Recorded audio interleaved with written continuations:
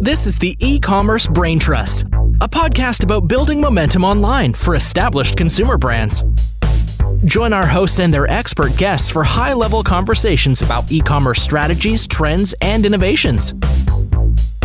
Access our Braintrust and boost your brand's e-commerce potential.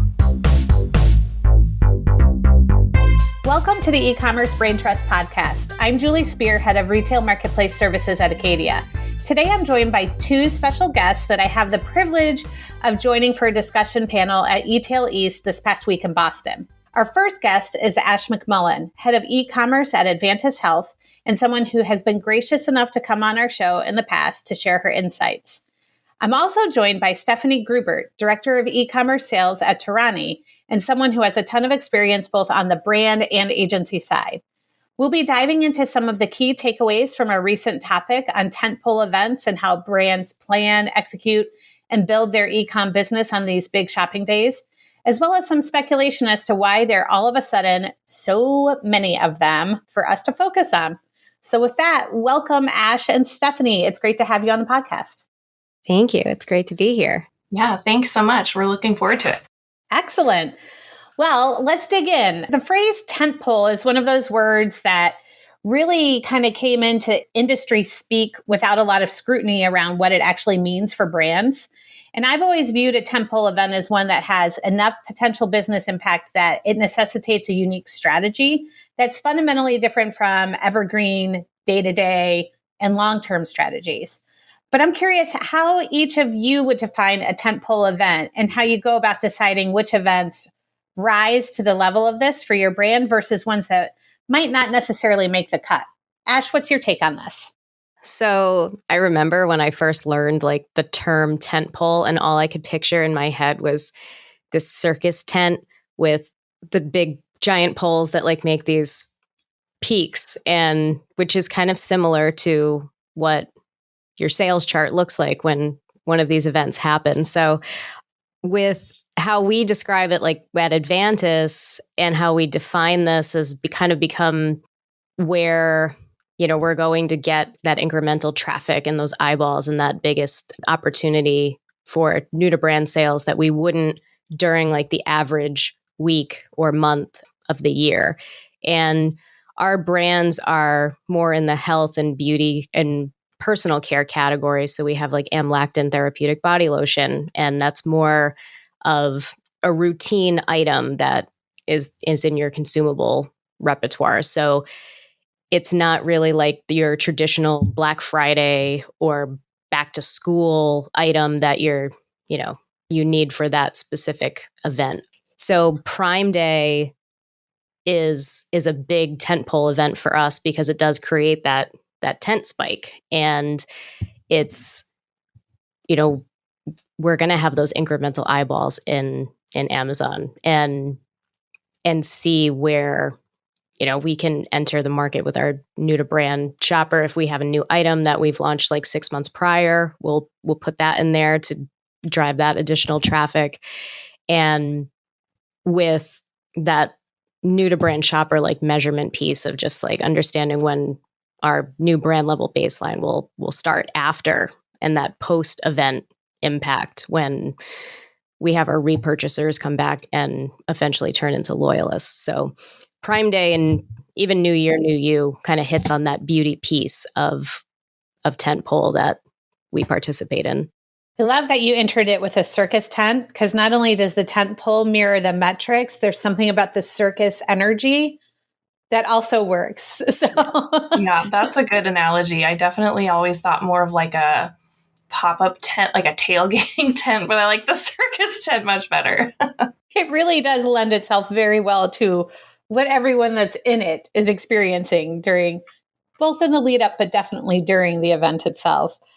Stephanie, for you, I'm curious if the changes over time as Amazon has increased the number of Amazon-specific promotion periods, and other retailers like Walmart and Target have followed suit with their own promotional days. Do you view tentpole events differently, given the changes and the extended multi-event view of things now?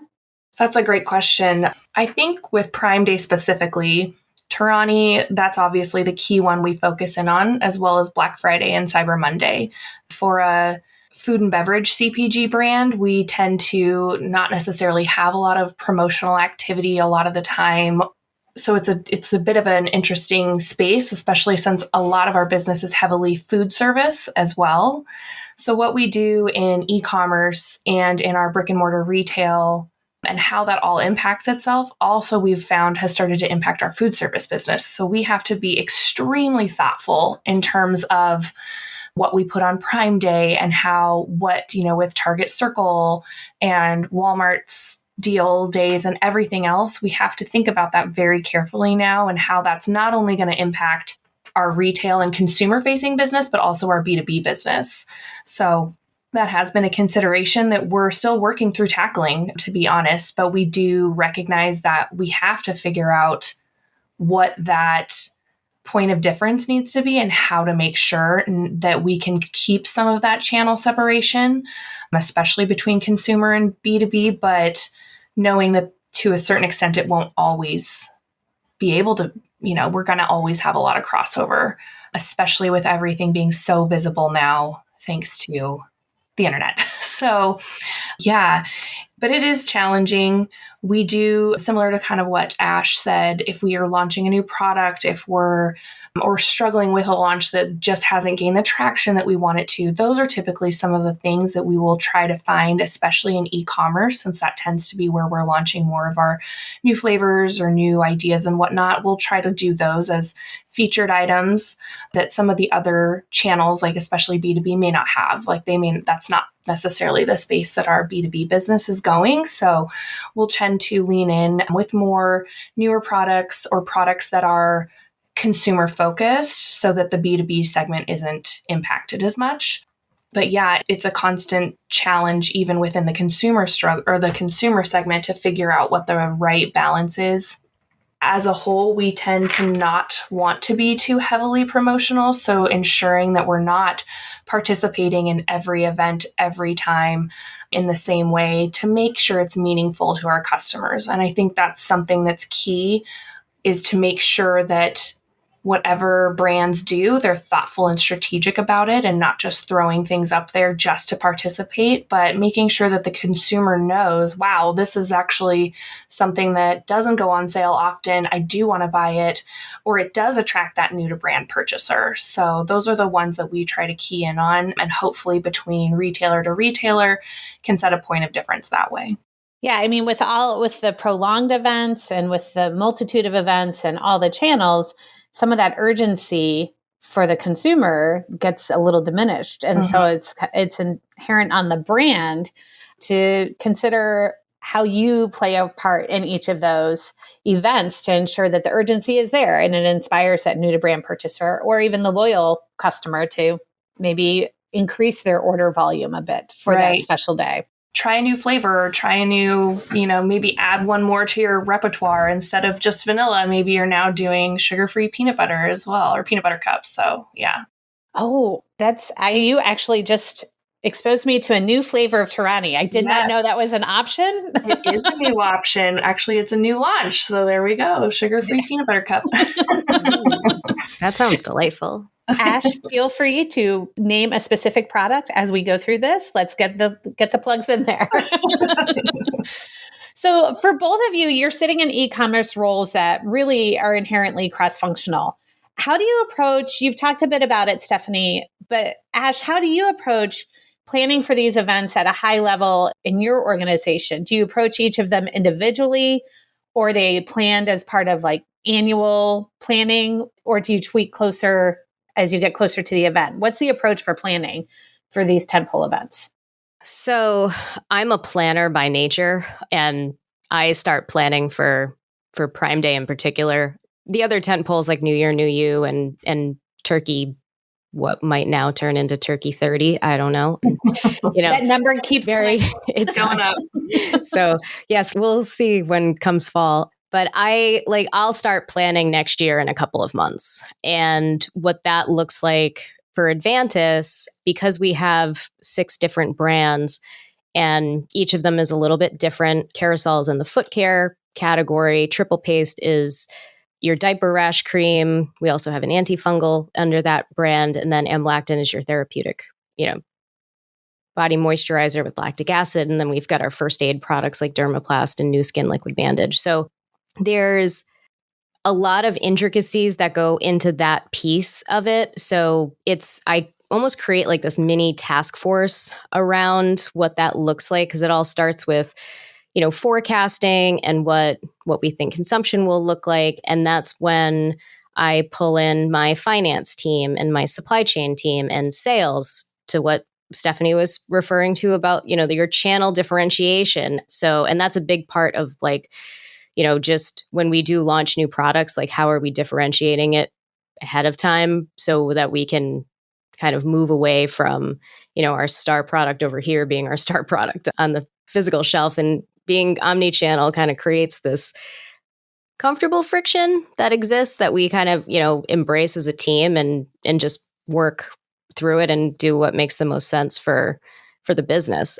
And of course, like the marketing brand team. So we start, piecing these together of, to ensure our funding is aligned with our business goals, and our supply chain for forecasting and ensuring that we can support this plan, because we have to most things are made domestically, but we have 6 to 8 month lead time sometimes when it comes to packaging. So all those little details, and also taking the time to educate on a high level whenever e-commerce gets some airtime in our, monthly company meetings. Like I pick one nugget that I want everyone to walk away with that they understand a little bit more, so that when we do to go through this planning process, it's not just e-com, it's not just marketing, it's not just, finance and supply. It's all of us working together because it's all part of, the bigger picture. So it starts early, and we go through, the forecasting process, and then into the fun brand strategy piece of it, because it's not just what we're doing in search or in DSP. It's what are we doing on social, what are we doing on YouTube, and all of our different retail media channels and social channels that are all going to drive to, this event that really just happens in 48 hours. It's months of planning, 2 days of execution, and, and then 2 weeks of reporting. So, but yeah, that's our approach to it.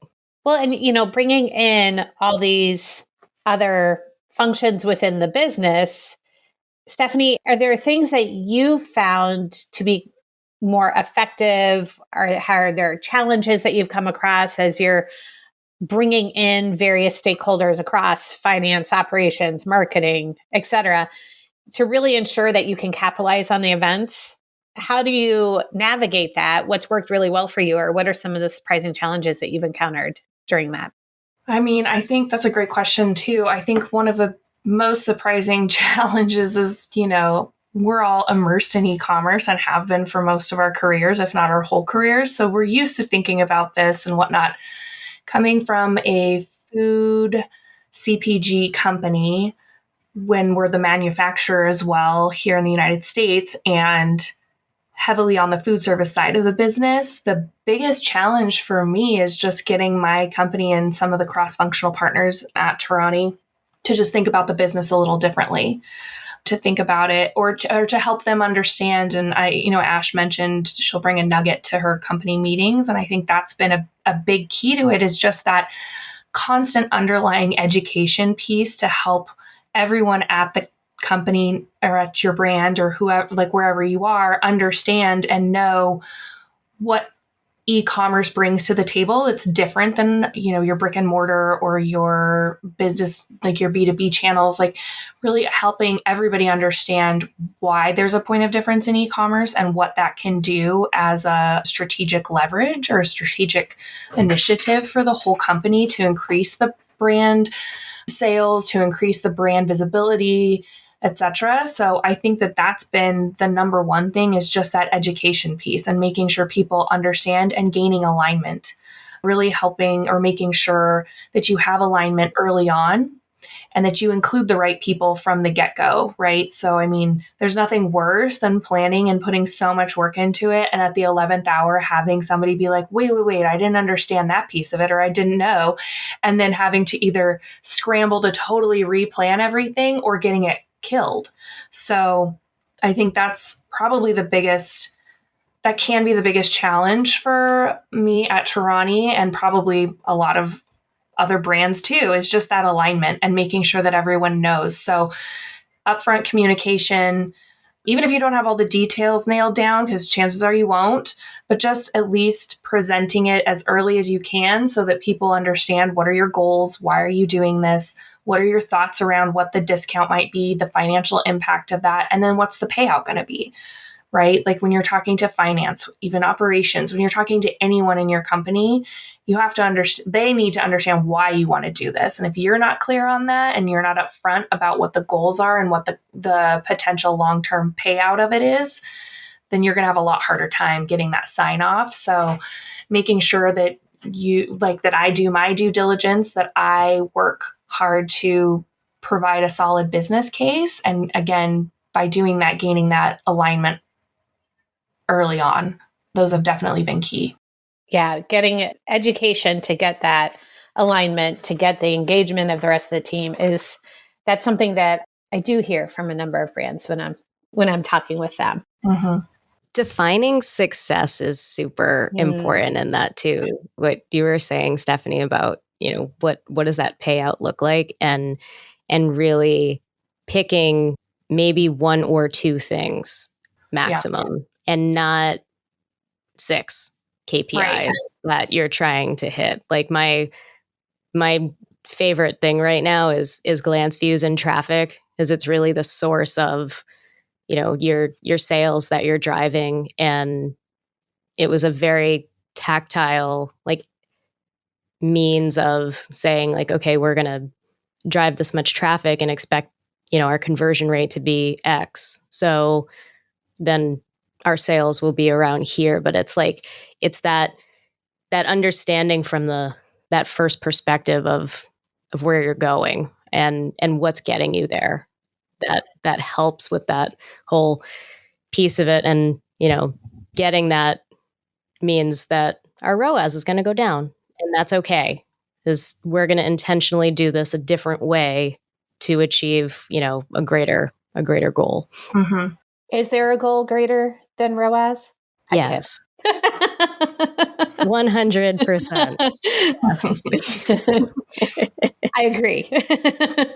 Well, moving into the day of, being on the agency side, I know what the energy is like on Prime Day, Black Friday, Cyber Monday, and it's frenetic is a very good word for it. Going back to the circus analogy, that's when the circus comes to life, and everyone is watching. I'll be logging into accounts like I'm like some kind of a day trader or something, watching the performance on accounts and how things are ticking along.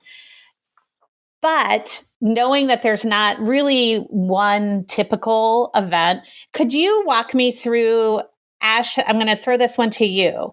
Could you walk me through like your actual day of tactics and strategy from the brand perspective?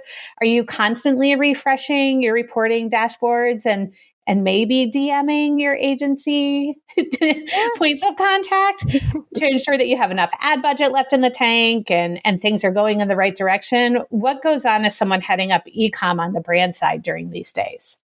So I love this question. This one, I need to highlight the importance of relationships on. And Stephanie and I are fortunate enough to have both worked on the agency side together years ago. And it's so important to have a great client agency relationship with your agency partner and with your Amazon AVS, if you are fortunate enough to have one. Shout out to my finance team. Thank you for proving that one. But it's so important, because the more trust and respect and that you build, and it makes the preparation and lead up to these events that much more seamless. And then when you get like to the execution part, you're that much more successful. So you build this great foundation with your team, and these months and months of lead up for these 48-hour periods of time, we've planned, we have tools in place, we have automated rules in place, there's contingency plans that we've talked through, we do a lot of scenario planning. And so that on the day of, we really all just shop the aisle. And I'm a huge proponent of it's Prime Day and 99% of us are Amazon Prime members. So shop for your things on Prime Day. This isn't just about what we're doing. And what I did this year was ask our whole company to take screenshots of what they saw, because everyone's homepage was different, whether it was on desktop, mobile, and everyone's account was a little bit different. So, gathering learnings there and really just making sure, search for our stuff, in all different ways. Don't click on it unless you're going to buy it. But, and is everything popping up? Is our badging there? Are we still appearing where we want to appear and being served? So it's not, this was probably the most, I don't want to say relaxing, but the most settled, I think, these 2 days, Prime Day that I've been through out of, I don't know, 11 maybe. So, we had a lot going into it, and it was, I try not to refresh like a mad person. I don't want to look at real-time sales every hour. I do a 3-point check in the day, morning, is everything running? Great. Midday, how are we doing? Great. End of day, are we tracking close to where we thought we would be by now? Great. Okay. And, on to the next. So I try to keep the actual day very low stress so that when something does inevitably, happen, like a deal gets suppressed and we have to action on it, it's that much more manageable. So, yeah, I would say kind of to echo you a little bit on the, I try not to refresh too much. I've worked on the retailer side of things as well, both at Amazon and at Nordstrom and a couple other e-commerce companies. And those are definitely more frantic, I would say, when you're the driver of the promotion, because then you're if something's not going well, you are the one that has to be trying to fix it. So I will say there's a certain amount of giving up the driver's seat that you have to be comfortable with when you're on the brand side, because if your promotion isn't running the right way, or if something isn't going per the plan, you can try and get a hold of somebody to get it fixed, but chances, depending on who and which, site you're talking about, it might just be how it is. So I think that's another big one in terms of the preparation, just making sure that you're prepared as much as possible. And then just, shopping the site and kind of walking through and seeing your competitors, what are they doing? That's a really big one for us, is just understanding, are we appearing similar, above, below our competitors, right? So, are we coming up you want to make sure that you don't want to give away sales, right? But you also want to offer your consumer a reason to be shopping with you. So understanding where your competitors are is another big thing to do on the day of, if you don't have the ability to control what's going on from the site side of it during that event. You both bring clear, seasoned agency, brand, and as you said, Stephanie, retail side perspective. I think it informs a calm and steady view of the day that come Prime Day and Prime Big Deal Days, whatever it's going to be called in October, I might just reach out to you to get some of your Zen clear perspective. I very much appreciate what you're offering right here. Well, let's move forward. We've gone through the day and it's gone swimmingly. There's the expected glitch that we often experience, like we did this past year or this past Prime Day with the ads console going down for a few hours on the first day. It was a special moment. Now that day, the day has passed and you're now in the lead out period, do you guys have tried and true activations that you look to do both in terms of measurement and retention to ensure that we're getting the most out of the event and to ensure maybe that it translates to sustainable growth? Yeah. So this one, it's super important of like, like my purchase cycle is going to be a lot different than Stephanie's.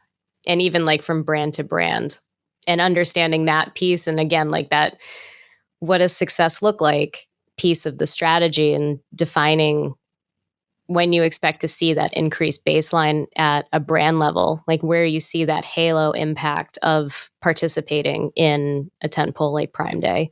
So, with amlactin, for example, we have a 7.9 or a 14.1 ounce lotion. I'm not going to be retargeting people who purchase this in 2 weeks. It's probably going to take you 5 or 6 to go through that. So versus like a 2 ounce diaper rash cream, that might be more of a two week piece. So that's a big part of our lead out strategy is kind of when and what our call to action will be for loyalty to increase subscribe and save. And yeah, that's the biggest part of it for us. Yeah, I would say that's crucial too, is also understanding, what your success measurements were going in, like we talked about earlier, right? So did you hit those? Was it ROAS? Was it new to brand? Was it, top line sale? What was it? What were your goals? I think for us, the new to brand piece is always a big one. We like to see that new to brand growth, but that can also be a little misleading because sometimes people buy it because it was on a discount. So looking far enough out, again, like Ash said, to understand, are those now converting to repeat purchasers?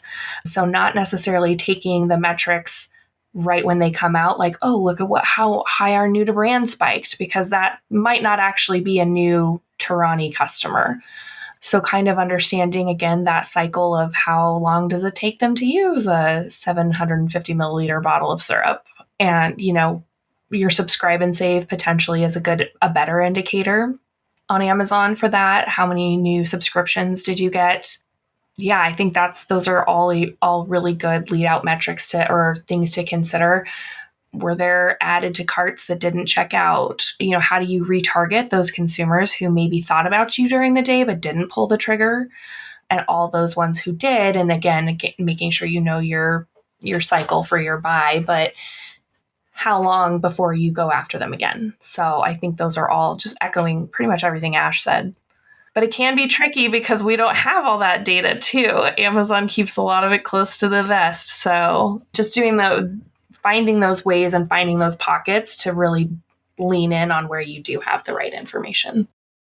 And on that, I do feel like there's more and more information that is accessible to brands than I think of the first Prime Day way back in, was that 2016 was the first one. Now we have brand analytics. There's a number of tools that can give us more insights. AMC can give us great insight. So really digging into the data and understanding how we can turn what was great on a day where that spike of the tentpole, that 2 parts of the tent come together for the peak, how we can translate that to extended growth over time. I think there's more and more data at our fingertips, which is, for me, that's the fun part. Mm-hmm. Speaking of fun, I have one last question for you. If you could name a tentpole event that is specific to your brand, to Advantice and to Torani, we've got Amazon Prime Day and Amazon Prime Big Deal Days. Prime Deal. I never get the October one right. And now they did Turkey 5, then it turned to T11, and as soon as I guess it's T12 this year. So Amazon has a lot of naming power. Target has Circle Week. Walmart has Deal Days. What is the tentpole event for Advantice Health, and what is the tentpole event for Torani? What would you name it? Oh my gosh. Yeah, my thoughts exactly. Well, we had like an unsexy product movement this year. That was a very fun trend for us because we're we're unsexy products that keep you sexy. So I would probably do something around that, like unsexy glam savings or unsexy glam sale days, or I'd have to workshop that a little bit. Yeah. Something around that. I think for Torani, we want to be known, everyone knows us as coffee syrups. We want to be known more as a flavoring company. So you can use the syrups beyond just your coffee.